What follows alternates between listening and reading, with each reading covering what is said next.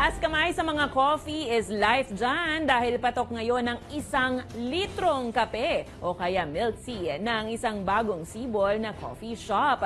Ang discarding Pinoy sa likod ng nag-uumapaw na kapeng ito, napatok rin sa panlasa at bulsa ng mga Pinoy sa Balitang A to Z ni Ace Cruz.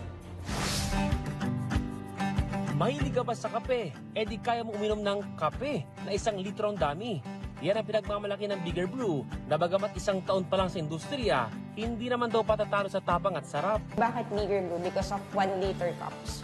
So we serve 1 liter kasi some of franchise business, marami na kami inaral, alam namin system nila and all their weaknesses. We created Bigger Brew na $29.39. Pero yung expectation mo dun sa drinks palaging hindi ganun kataas kasi nga mura eh. Hindi kami gumamit ng mga coffee essence lang, yung mga instant. We talaga use yung mga raw beans like blended beans, yung mga ganyan para sumarap talaga yung coffee namin.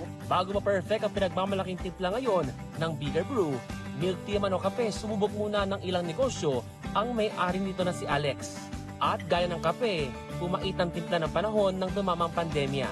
Nag-struggle kami with the funds kasi medyo malaki din yung operational expenses namin that time. Though kumikita siya nung mga unang months and then parang biglaan kasi yung lockdown eh.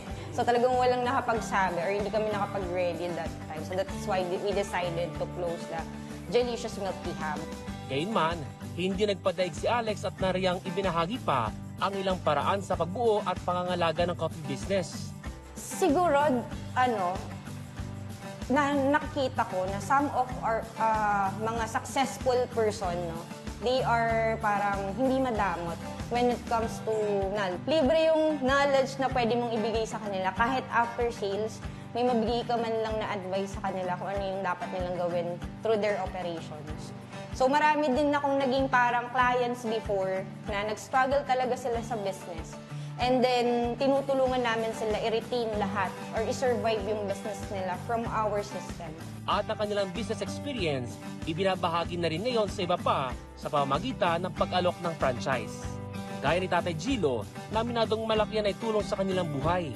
First of all, nagkaroon ng alternative na trabaho yung anak ko. So, hindi na siya nag-work outside. Siyempre, yung financial namin, medyo gumaganda na siya.